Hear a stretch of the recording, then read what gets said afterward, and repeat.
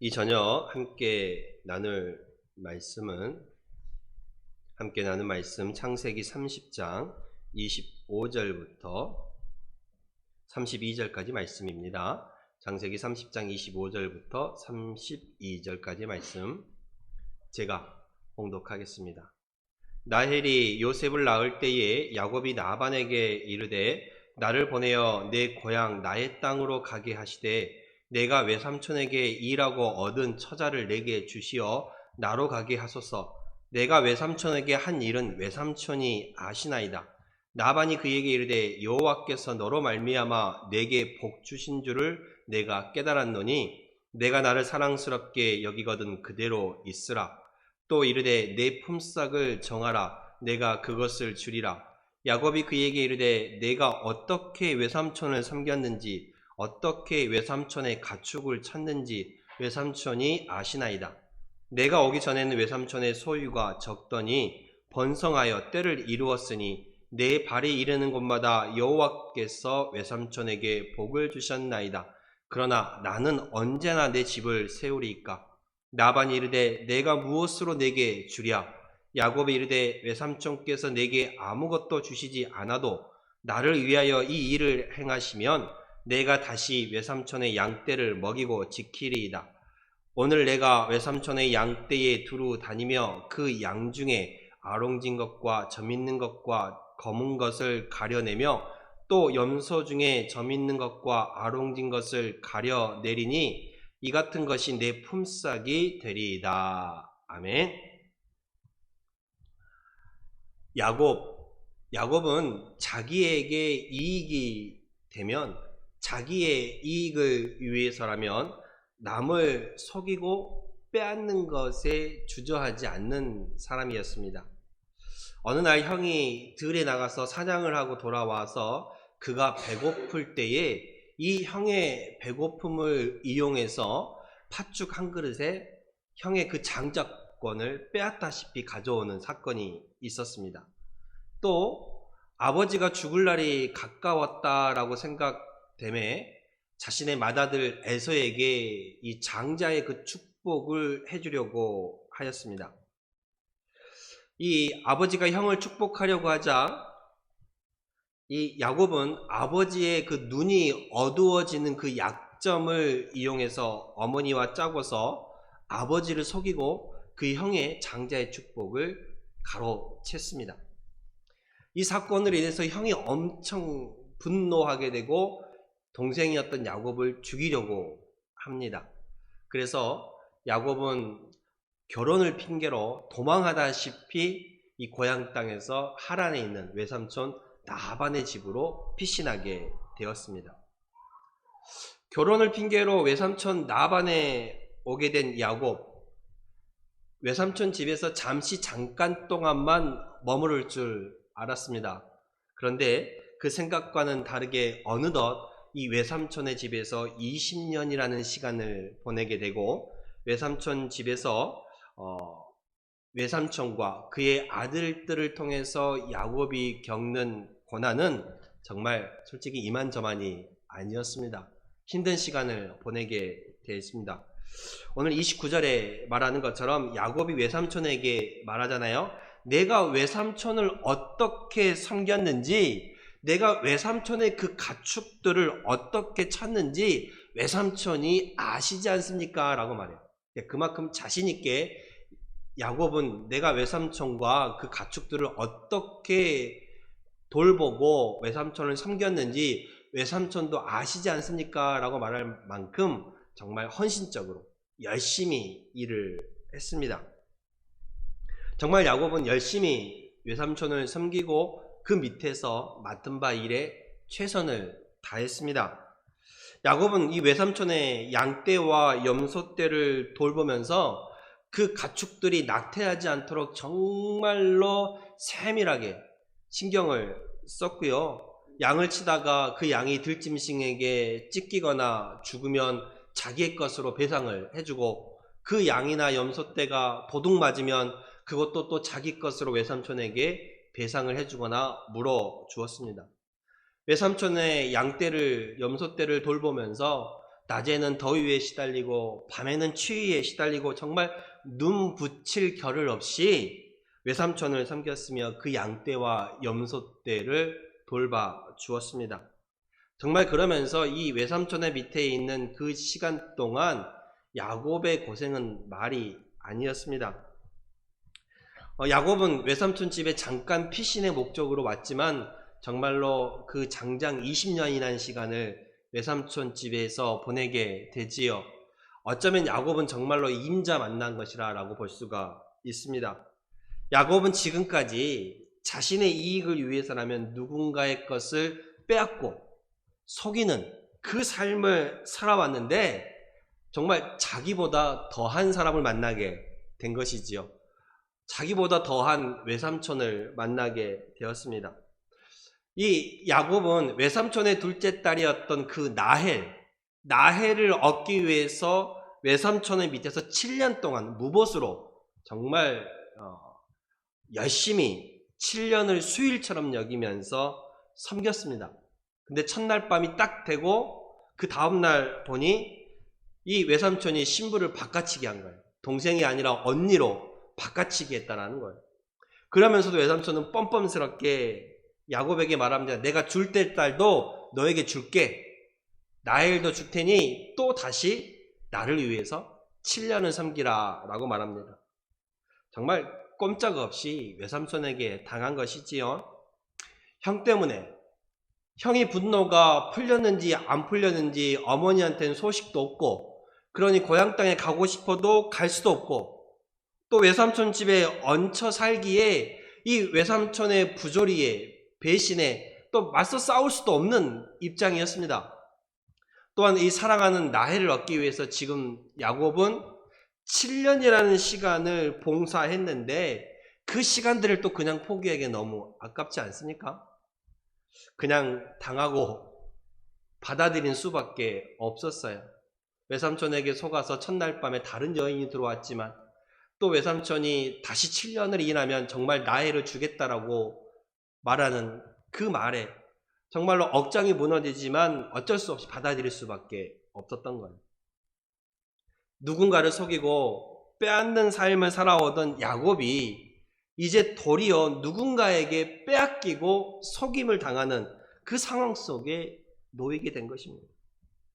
이렇게 야곱은 자기가 외삼촌에게 속았을 때의 그 충격과 배신감을 통하여서 과거에 자기가 형을 속이고 아버지를 속이고 형의 것을 아버지의 것을 빼앗는 그 상황이 생각났을 것이고 자신을 돌아보게 되고 또 회개하는 그 삶을 살았을 것입니다. 그리고 이러한 상황 속에서 정말 믿을 사람 하나 없다라는 그 말처럼 야곱은 정말 이러한 상황 속에서 자신이 바라보고 의지하고 붙잡을 분이 정말 하나님밖에 없다라는 것을 야곱은 절실히 깨닫게 되었을 것입니다. 이렇게 하나님은 야곱보다도 더한 나반이라는 그 사람을 통해서 외삼촌을 통해서 이 야곱의 지난날의 그 죄의 악들을 징계하시고 또한 그의 잘못된 야곱의 그 모습들을 깨뜨리시는 그 훈련을 하나님께서 하신 것입니다. 여러분은 어떠신가요?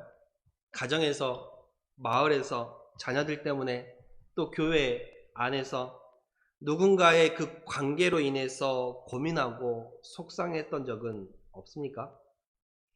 야곱이 그랬던 것처럼 차마 맞서 싸울 수도 없고 그렇다고 해서 피해서 떠날 수도 없는 그런 안타까운 관계들이 분명 있을 줄로 믿습니다. 그러나 여기에 나를 향한 하나님의 놀라운 계획, 나를 향한 하나님의 놀라운 그 뜻이 있다라는 것을 믿으시기를 바랍니다. 야곱이 그랬던 것처럼 이러한 상황들 속에서 그러한 관계들 속에서 맞서 싸울 수도 없고 또 그냥 그렇다고 피해서 떠날 수도 없는 그러한 관계가 우리에게 있다라면 그 관계들을 통해서 나를 한번 또 돌아보시고 정말 내가 사람을 의지할 것이 아니라 내가 진정 바라보고 의지할 분은 하나님밖에 없다라는 야곱이 그랬던 것처럼 여러분들이 하나님을 진정으로 의지하며 붙잡는 그 시간들이 될 수 있기를 바랍니다. 그러면 하나님은 야곱에게 해주셨던 것처럼, 야곱이 발이 이르는 곳마다 하나님께서 복을 주셨던 것처럼 여러분의 그 발걸음이 이르는 곳마다 하나님께서 복을 주실 줄로 믿습니다. 이렇게 야곱은 외삼촌을 통해서 그 야곱의 잘못된 또 지난날의 그 죄들을 징계하시며 깨뜨리시는 모습을 볼 수가 있습니다. 뿐만 아니라 야곱은 자신의 아내들을 통해서도요, 야곱은 자신의 이 지난날의 그 모습들을 깨뜨려 갑니다. 청년들이 결혼할 때요, 배우자를 고르는 조건들이 있어요. 어떤 조건들이 있을까요? 나이도 있겠지요, 외모도 있겠지요, 그리고 그 사람의 성격도 보고 배경도 보고, 그죠? 그리고 학벌도 보고 또 중요한 경제력도 봅니다. 이러한 외모, 학벌, 성격, 나이, 경제력, 이러한 것들을 배우자의 조건으로 꼼꼼히 봐요. 또 그 중에 보는 것도 있죠. 신앙도 보기도 합니다. 근데 신앙은 그다지 크게 신경 쓰지 않는 것이 보통입니다. 그런데요, 그리스도인들은, 우리 신앙인들은 무엇보다도 그 배우자를 선택함에 있어서 먼저 보아야 할 것이 바로 그 신앙을 먼저 보아야 합니다. 부부간에요, 신앙이 맞지 않으면 그 가정이 하나님 안에서 살아가기가 쉽지 않습니다. 말씀대로 살아가기가 쉽지 않아요. 부부만이 그런가요? 부모와 자녀도 그렇고요. 또 이 부모와 또 모시는 또 시어머니나 시아버지 관계에도 그렇고, 신앙이 맞지 않으면 그 가정 안에 믿음으로 살아가기가 정말 어렵다라는 거예요. 그럼 야곱은 어땠을까요? 야곱이 그렇게도 좋아했던 그 나헬을 얻기 위해 7년을 외삼촌 밑에서 정말 머슴처럼 일했거든요. 근데 야곱이 나헬을 사랑했던 그 조건이 무엇이었을까? 창세기 29장 17절과 18절에 보면 그 조건이 나와 있어요. 야곱이 7년이라는 그 시간을 투자할 만큼 나헬을 사랑했던 그 조건을 보면요, 나헬은 곱고 아리따우니 야곱이 나헬을 더 사랑함으로 라고 말하고 있어요, 성경. 그러니까 야곱이 나헬에게 보았던 조건, 그 반했던 것은 바로 외모였다라는 거예요. 나헬의 곱고 아리따운 외모에 반했어요. 근데요, 이 나헬은 외모는 아름다웠지만 그 성격은 그 외모처럼 아름답지 못했던 것을 성경을 보면 알 수가 있습니다. 시기심이 강했어요. 질투심이 강했습니다. 그래서 이 시기와 질투로 인해서 정말로 남편을 무던히도 괴롭게 했던 여인이었습니다. 창세기 30장, 오늘 우리가 함께 보신 그 30장 1절과 2절에 보면요, 나헬이 자기가 야곱에게서 아들을 낳지 못함을 보고 그 언니를 시기하여, 그 언니가 누구냐면 레아, 야곱의 첫째 부인이죠. 언니가 먼저 결혼을 했으니까 그 언니를 시기하여 야곱에게 이르되 내게 자식을 낳게 하라, 그렇지 않으면 내가 죽겠노라고 말합니다. 남편에게 그렇게 강짜를 넣는 거예요. 나에게 자식을 주라, 그렇지 않으면 내가 당신 앞에서 죽어버리겠다라고 말하는 거예요. 부인이, 사랑하는 그 부인이. 야곱의 첫째 부인 나헬의 언니였던 레아는 벌써 4명의 아들을 낳았습니다. 4명의 아들을 낳았어요. 근데 언니가 4명의 아들을 낳는 동안 자기에게는 자식이 없으니 얼마나 그 마음이 애가 타고, 안 그래도 시기와 질투심이 강했던 동생이 그것을 누구 탓으로 돌리냐면 남편 탓으로 돌리는 거예요. 남편을 들들 볶는 거예요. 자녀가 없으니까. 남편에게 나에게 자녀를 주지 않으면 내가 차라리 죽어버리겠다고 남편에게 강짜를 놓는 것입니다. 그 말을 들었던 야곱도, 남편이었던 야곱도 화가 나서, 아니 당신이 임신하지 못한 게 어찌 나의 탓입니까? 라고 그래요. 내가 당신을 임신 못하겠냐, 내가 당신에게 아이를 갖지 못하겠느냐, 그게 왜 내 탓이냐 그러는 거예요.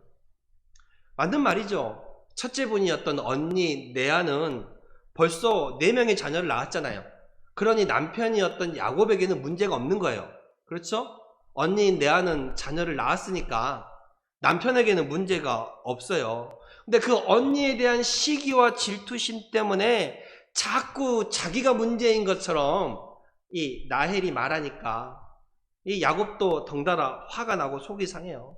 그러니 내가 애를 못 낳는 것이 어찌 나의 탓이냐, 내가 하나님을 대신하겠느냐라고 말을 합니다.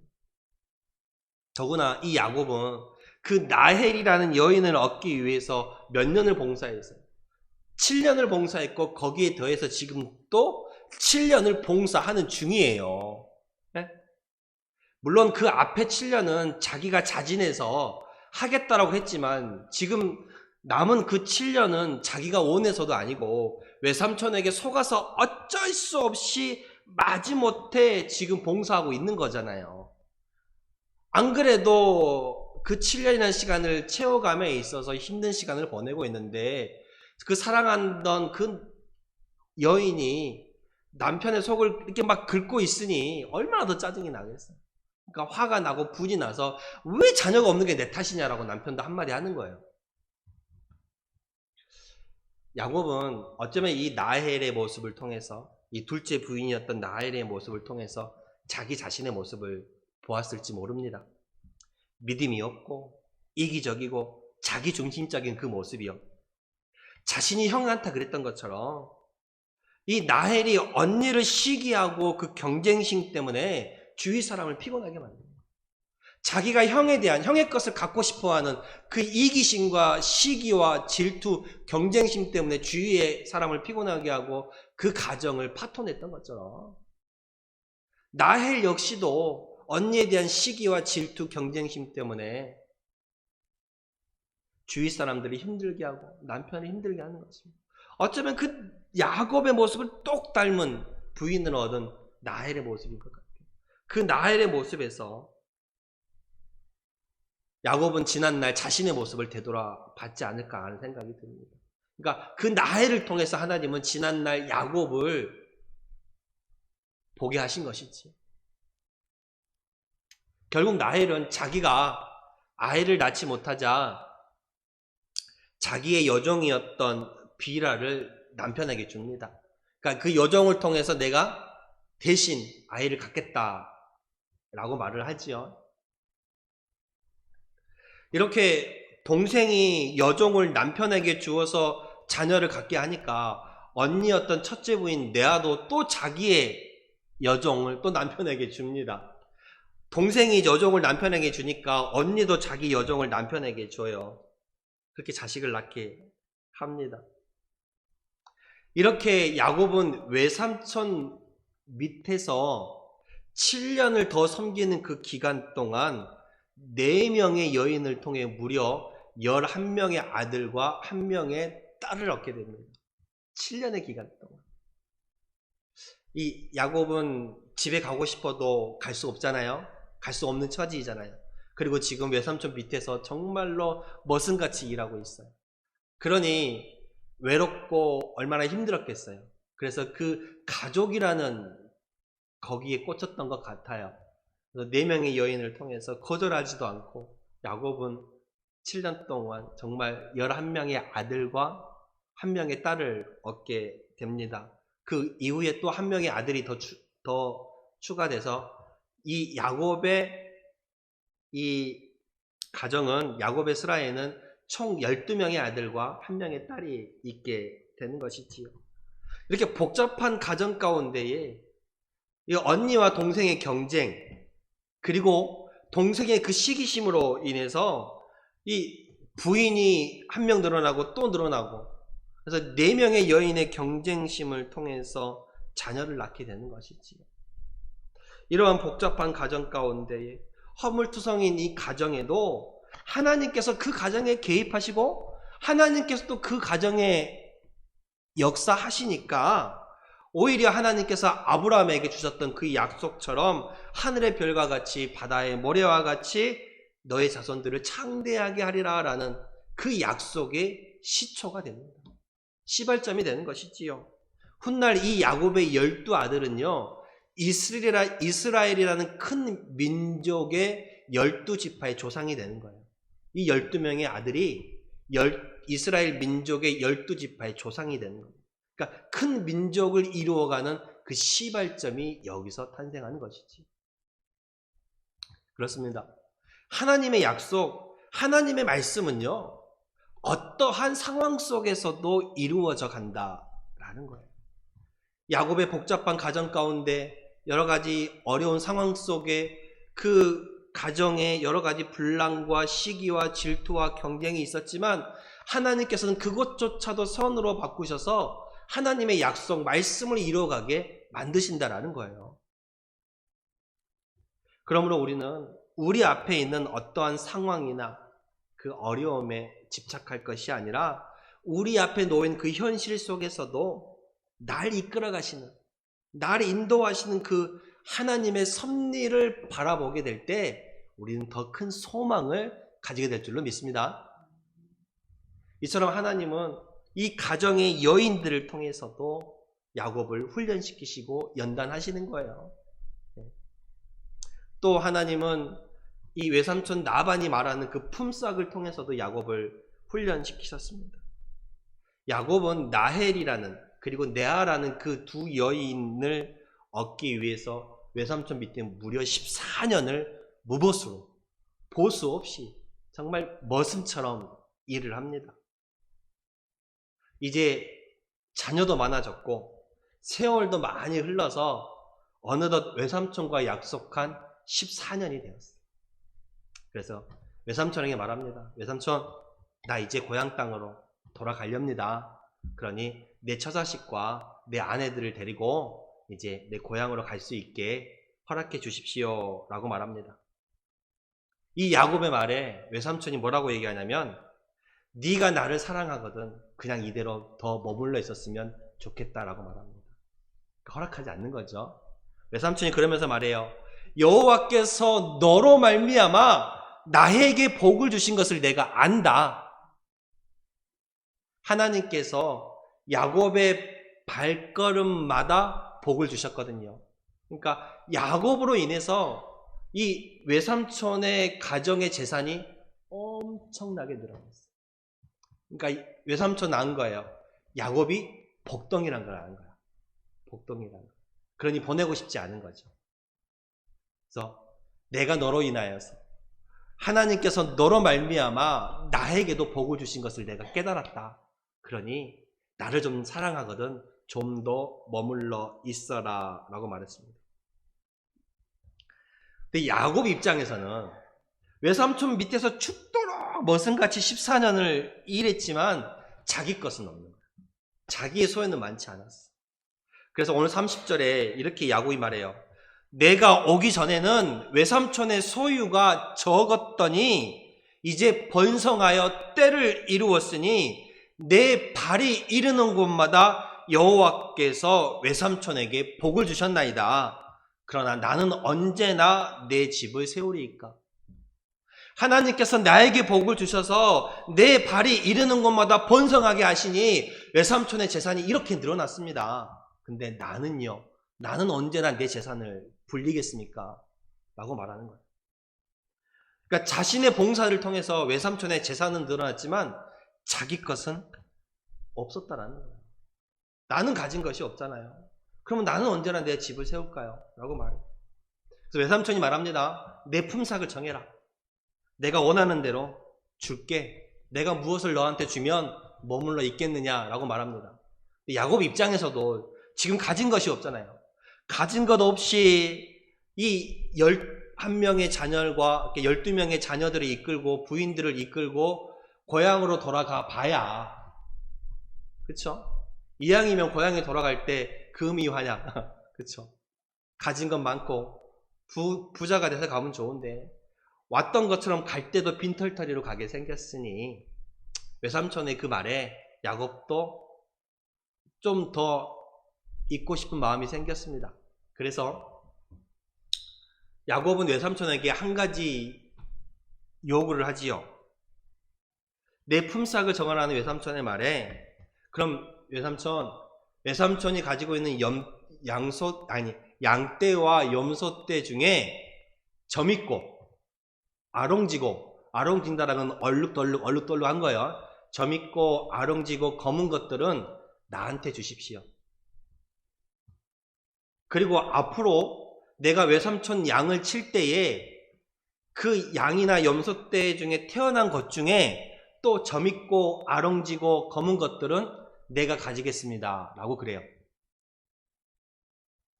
그러니까 나중에 이 재산에 대해서 싸울 때 확실히 구분이 되잖아요. 야곱의 것은 점있고 얼룩달룩 아롱지고 검은 것은 다 야곱의 것, 깨끗하고 하얀 것은 외삼촌의 것, 구분이 확 되잖아요. 확실히 구분이 되는 것처럼 나중에 이 재산의 문제 갖고 외삼촌이 별말을 해도 트집을 잡히지 않을 것이라고 생각했어요. 야곱 입장에서도. 외삼촌은 그래 그러겠다라고 말합니다. 내가 점있는 거, 아롱진 거, 검은 거 너한테 줄게 라고 말합니다. 그러고는 외삼촌이 얼른 가서 자기 있는 양과 염소떼 중에 점있는 거 골라내고 아롱진 거 골라내고 검은 거 골라내서 누구한테 주냐면 자기 아들들한테 줘요. 자기 있는 것 중에 골라내서. 그리고 자기 아들들과 야곱의 거리를 사흘길을 떼어놓습니다. 그러니까 3일 거리를 떼어놓는 거예요. 둘이 못 만나게. 준다고 약속했지만 솔직히 마음속으로는 줄 마음이 없는 거죠. 그리고 원래 양은 하얗잖아요. 이 하얀 양 중에 염소떼 중에 생각해 보세요. 점있고 아롱진 것, 얼룩무늬 있는 것들이 태어날 확률이 얼마나 되겠어요? 안 그래요?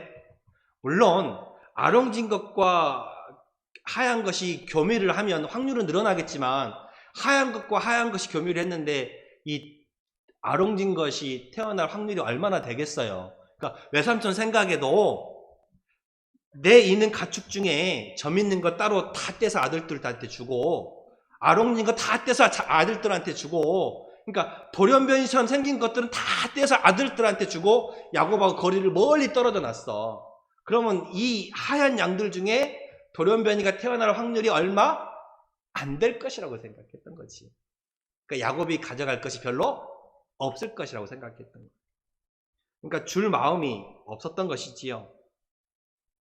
근데 야곱은 정말 기발한 방법으로 외삼촌이 남겨준 이 양떼, 염소떼를 가지고 정말 이 아롱진 것, 검은 것, 알록달록한 새끼들만 또 줄줄이 낳게 만들어요. 네. 어떻게 만드냐면 이 튼튼한 양들이 서로 이렇게 교미를 할 때, 물을 먹을 때 교미를 할 때 그 나뭇가지를 꺾어서, 그 특정한 나뭇가지를 꺾어서 껍질을 벗겨갖고 거기다가 하얀 점을 칠하는 거야. 그럼 나뭇가지가 하얀 점이, 껍질 벗긴 나뭇가지가 하얀 점이 있으면 알록달록해 보이잖아요. 그 알록달록한 나뭇가지를 보고 이 동물들이 튼튼한 양들이 교미를 할 때 앞에 딱 두고 놔두면 태어난 양들은 다 알록달록한 것들이 태어나는 거야. 근데 또 비실비실한 양들이 교미를 하려고 그러면 그걸 싹 치워놔. 그렇게 해서 자기 양들을 늘려가요. 근데 솔직히 보면 말이 안 되는 일이잖아요. 나뭇가지 하얀 점 몇 개 찍어갖고 알록달록한 것을 동물들이 교미한 데다 갖다 놨다고 해서 태어난 것이 알록달록한 것이 태어나겠어요? 그쵸? 이 자연의 법칙을 생각해도 간혹 태어날지는 몰라도 이렇게 줄줄이 이 아롱진 것들이 태어난다라는 것은 말이 안 되는 이야기죠. 근데 실제로 그렇게 태어납니다. 야곱은 그래서 부자가 돼요. 아니, 껍질 벗긴 나뭇가지 꺾어서 껍질을 벗겨갖고 이 하얀 새끼 이걸 찍어갖고 알록달록한 그것을 서로 동물들이 교미한 곳에 놔두고 보게 한다고 해서 얼룩지고 알록달록한 것들이 태어나겠습니까? 자연의 일반적인 섭리로는 이루어질 수 없는 일이죠. 여기에는 하나님의 개입이 있는 거예요. 하나님의 기적이 야곱 가운데 함께 하시는 거예요. 야곱의 발이 이르는 곳마다 누가 복을 주시니까? 하나님 복을 주시니까 야곱이 하는 작은 행동조차도 하나님께서는 복을 부어주시는 거예요. 예. 야곱의 방법도 방법이지만 하나님의 개입으로, 하나님의 기적으로 야곱의 소유가 빠르게 늘어나는 겁니다. 그래서 43절에 이 야곱의 소유에 대해서 성경은 어떻게 말하냐면 이에 그 사람이 야곱이 매우 번창하여 양떼와 노비와 낙타와 나귀가 많았다 그래요. 그러니까 점점 이렇게 불어나니까, 재산이 불어나니까 종들도 불어나게 되고 재산이 많은 부자가 되는 것입니다. 도저히 일어날 수 없는 일이지만 하나님의 섭리로 그 일이 일어나는 거예요. 이러한 일은 성경에 참 많이 있습니다. 민수기 21장에 보면요, 하나님께 대한 불순종으로 이스라엘 민족들이 광야를 건너갈 때에 이 광야에서 독사에게 물려서 이 많은 백성들이 죽을 위기 가운데 처했어요. 그래서 사람들은 자신이 죽게 되니까 하나님을 원망하고 모세를 원망하고 욕했어요. 우리를 이 광야까지 끌고 와서 여기서 독사에 물려 죽게 하느냐? 하나님을 원망하고 지도자였던 모세를 원망하고 소리치며 아우성이었어요. 그 아우성에 이 백성들을 이끌어가던 모세는 하나님께 기도합니다. 하나님이 모세에게 응답을 주시죠. 어떤 응답을 주신지 아십니까? 정말 말도 안 되는 응답을 주십니다. 높은 장대에 있다가 그 장대 위에 불뱀을 만들라는 거예요. 그러니까 놋으로 불뱀을 만들어서 장대 위에 매달아 놓고 독사한테 물린 사람들이 그 장대 위에 매달린 놋뱀을 보면 살고 안 보면 죽는다는 거예요. 말도 안 되는 일이잖아요. 아니, 독사한테 물렸으면 해독제를 주거나 그에 상응한 방법으로 얼른 조치를 취해서 이 백성들이 죽지 않게 해야 하는데, 그 장대에 매달린 놋뱀을 보는 사람들은 살고 안 그런 사람들은 죽는다는 거예요. 근데 놀랍게도 하나님의 말씀대로, 믿져야 본전이라는 그 신장일지는 몰라도 하나님의 말씀대로 그 장대에 매달린 놋뱀을 쳐다본 사람은 살았고요, 보지 않는 사람은 죽었어요. 여러분, 요한복음 3장 14절과 17절에 주님은 이 놋뱀 사건에 대해서 말씀하시면서 자신을 믿는 자마다 영생을 얻으며 구원을 얻을 것이라고 말해요. 요한복음 3장 14절과 17절에 모세가 광야에서 뱀을 든 것 같이 인자도 들려야 하리니 이는 저를 믿는 자마다 영생을 얻게 하려 하심이니라. 하나님이 세상을 이처럼 사랑하사 독생자를 주셨으니 이는 저를 믿는 자마다 멸망치 않고 영생을 얻게 하려 하심이라. 하나님이 그 아들을 세상에 보내신 것은 심판을 하려 하심이 아니요 저로 말미암아 세상이 구원을 받게 하려 하심이라고 말하고 있습니다.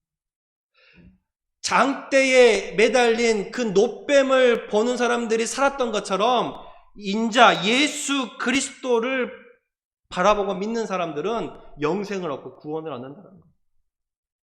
생각해 보면요, 무려 2000년 전에 죽은 예수 한 사람을 믿으면 영생을 얻고 구원을 얻는다라는 그 말이 안 되죠.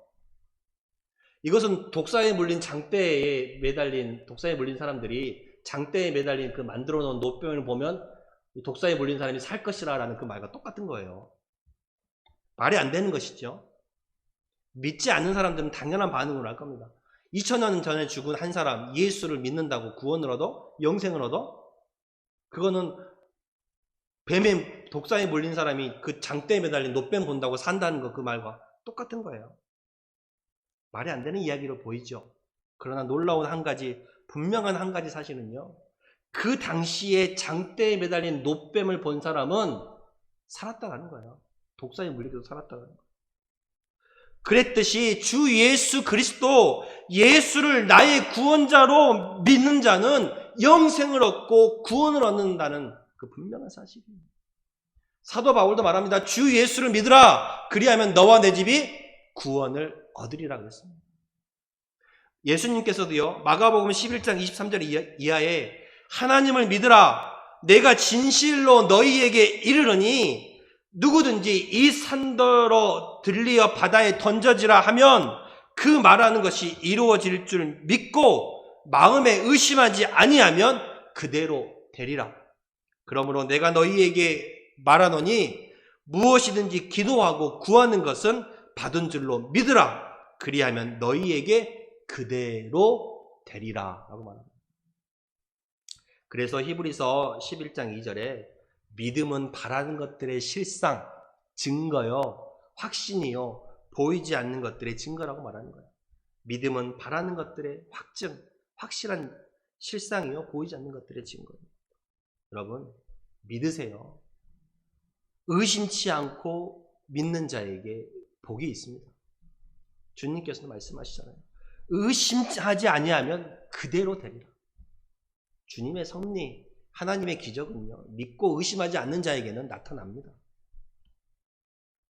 야곱도 보세요. 야곱도 분명히 어떻게든 이 아롱진 것, 알록달록한 것 태어나려고 하는 노력도 있었지만 이 자연의 법칙을 뛰어넘는 하나님의 섭리가 그 안에 개입하셨기 때문에 이렇게 야곱이 큰 부자가 될 수 있던 거예요. 물론 외삼촌도 이 야곱의 재산이 점점 늘어나니까 그걸 가만히 보고 있진 않았습니다. 이 야곱이 재산이 늘어나니까 외삼촌은 무려 이 야곱의 품삯을 몇 번이나 변경했냐면 10번이나 변경했어요. 내가 이렇게 하면 너에게 주겠다 해놓고 야곱이 재산이 늘어나니까 아니다. 계약 조건을 또 바꾸는 거야. 이렇게 하면 내가 너에게 이걸 주겠다. 그런데도 야곱의 재산이 늘어나. 왜 늘어나? 하나님께서 야곱의 발걸음이 이르는 곳마다 뭘 주셨기 때문에?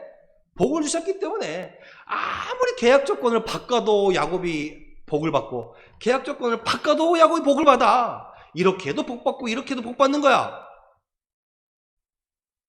무려 10번이나 이 외삼촌이 계약의 조건, 품삯의 조건을 바꿨어도 야곱은 복을 받는 거예요.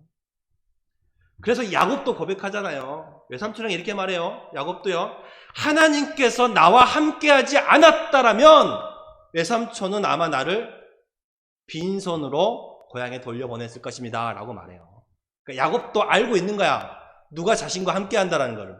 누가 자신에게 복을 준다는 걸 알고 있는 거야. 누가요? 하나님께서. 아무리 외삼촌이 이 품삯의 조건, 계약의 조건을 바꿔도 이리 바꿔도 저리 바꿔도 이리 가도 복을 주시고 저리 가도 복을 주시고 이렇게 해도 복을 주시고 저렇게 해도 하나님께서 복을 주시니 세상 사람이 아무리 우리를 핍박해도 하나님이 복을 주시니 승리한다는 거예요. 복을 받는다는 거예요. 하나님이 주시니까. 외삼촌이 수시로 바꾸는 그 품삯의 변덕, 욕심, 그 조건들로 인해서 야곱이 얼마나 힘든 시간들을 보냈겠어요. 아니, 약속했는데 또 얼마 있다 또 바꿔. 아니, 약속했는데 또 바꿔. 얼마나 힘든 시간들을 보냈겠어요.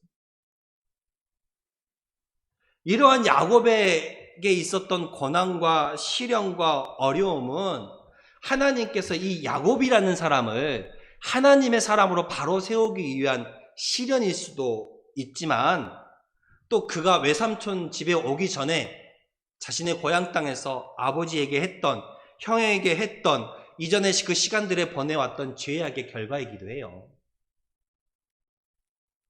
이렇게 하나님은 이 품삯이라는 외삼촌 나반이라는 사람을 통해서 이 물질을 통해서 야곱을 또 훈련시키시고 다듬어 가셨던 거예요. 우리도 그렇습니다. 누구에게나 다가오는 어려움이 있어요. 다 아닌 것처럼 보여도 각자의 가정의 삶 속에 본인들이 감당해야 할 어려움들이 있고 고통이 있고 고난이 있고 이야기가 있습니다. 근데 그 고난의 시간들이요, 여러분, 어쩌면 나를 단련시키시라는, 나를 하나님의 사람으로 세워가려는 하나님의 시련일 수도 있지만 내가 하나님 앞에 잘못 행한 범죄의 결과이기도 하다라는 것을 깨달아야 돼요. 그 고난과 어려움들이. 그래서 우리가 그 고난과 어려움의 그 시간들을 어떻게 보내느냐가 중요해요. 어떻게 보내느냐에 따라 그 결과가 달라지거든요. 내가 이 고난의 시간 동안, 어려움의 시간 동안, 고통과 시험의 시간 동안 어디를 바라보고 누구를 붙드냐에 따라서 달라지는 거예요. 어디를 바라보고 누구를 붙드냐에 따라서 이렇게 해도 저렇게 해도 하나님께서 복을 부어주시고자 하면 하나님을 붙잡기만 하면 이렇게 하더라도 복을 주시고 저렇게 하더라도 하나님께서 복을 주신다는 사실입니다. 그러니 부디 조금이라도 더 빨리 내가 진정으로 믿고 의지할 분은 오직 하나님 뿐이구나, 이 사실을 빨리 깨달아야 해요. 빨리 깨닫는 자에게 복이 있어요. 그래서 우리도 야곱과 같이 하나님이 나와 함께 하셔서 나로 빈손이 되지 않게 하셨다라는 그 고백이 우리 가운데 있어야 할 줄로 믿습니다. 하나님이 나와 함께 하시니 나로 빈손이 되지 않게 하셨다. 또 하나님께서 나와 함께 하시니 내 발이 이르는 곳마다 하나님이 복을 주셔서 풍성함으로 되돌아오시는 여러분들이 다 될 수 있기를 바랍니다. 하나님께서 야곱에게 복을 주심으로 야곱이 발이 이르는 곳마다 풍성하게 하셨고 그 풍성함으로 야곱은 고향 땅에 돌아가게 됩니다. 부디 원하기는 오늘 말씀을 통해서 나와 함께 하신 하나님으로 인해 내가 빈손으로 오지 않게, 빈손이 되지 않게 하신 하나님, 나와 함께 하신 하나님으로 인해 내 발이 이르는 곳마다 복을 주시는 그 하나님의 풍성함을 맛보는 여러분의 인생이 될 수 있기를 소망합니다. 기도하겠습니다.